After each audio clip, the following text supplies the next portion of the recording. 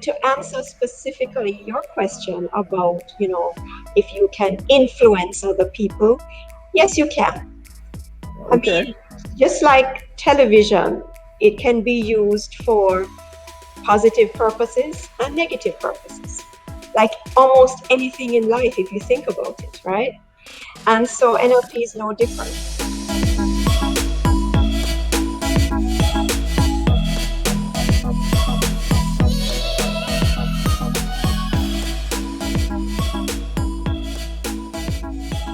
Now, a trick that many magicians like to do is present individuals with a number of items and ask them to select one or a few of them.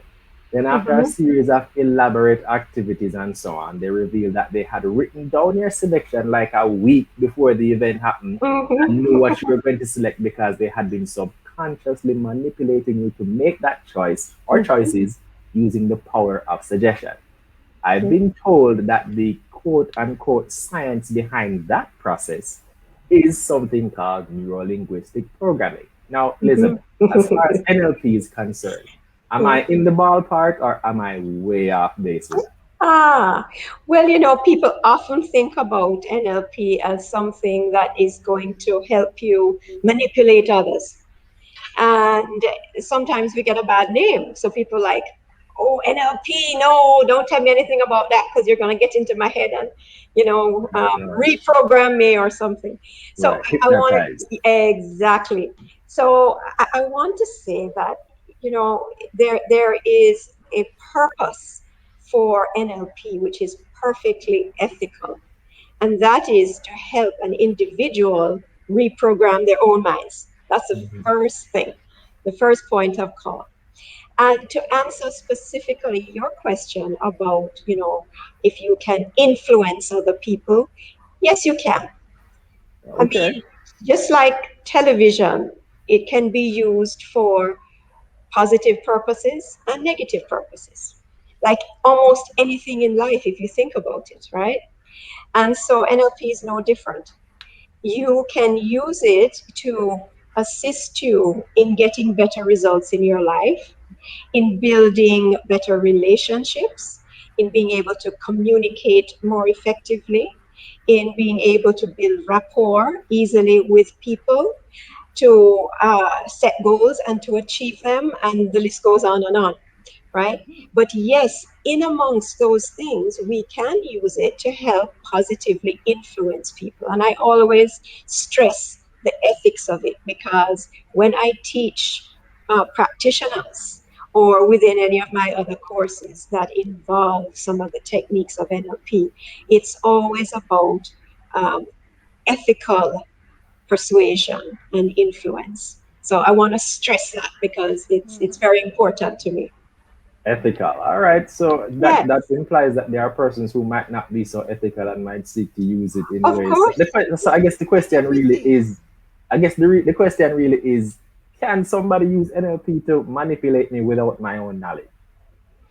Well, there's a movie, and for the life of me, I can't remember it at the moment, but it stars Will Smith. And I saw it actually late last year. Sounds like And Hitch. no, it's Not not Hitch? Hitch. No, Okay. it's not Hitch.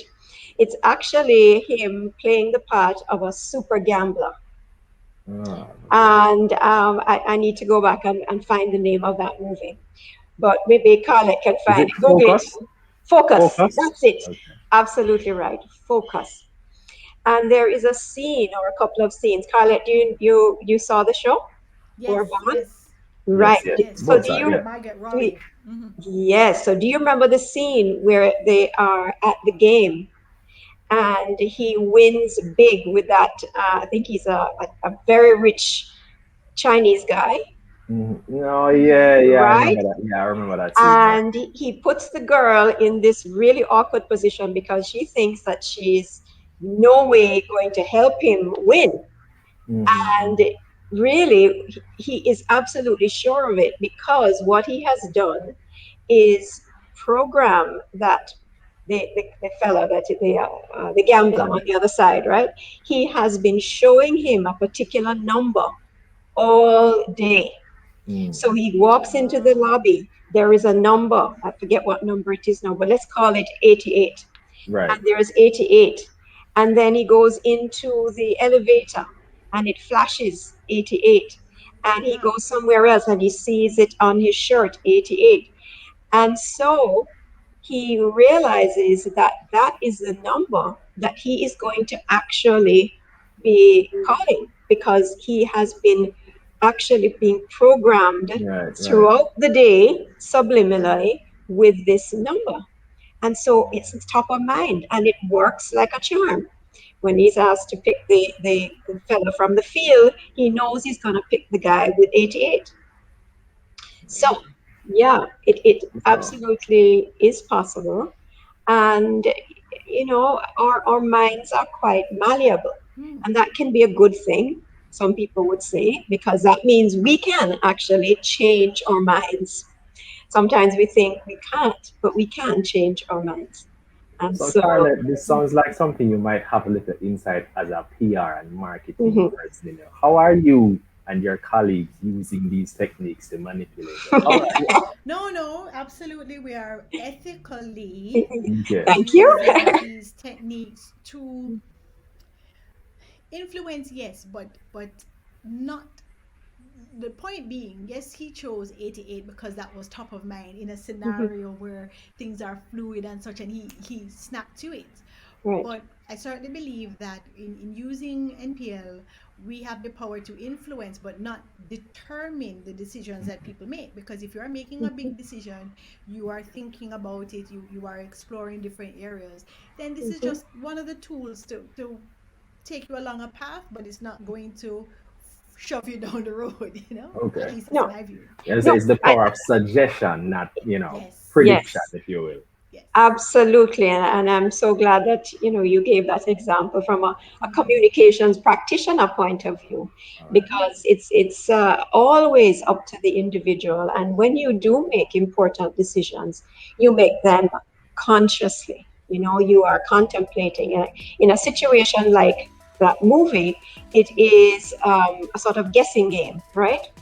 And it's not something you All right. actually are doing So, consciously. Elizabeth, You're doing it unconsciously.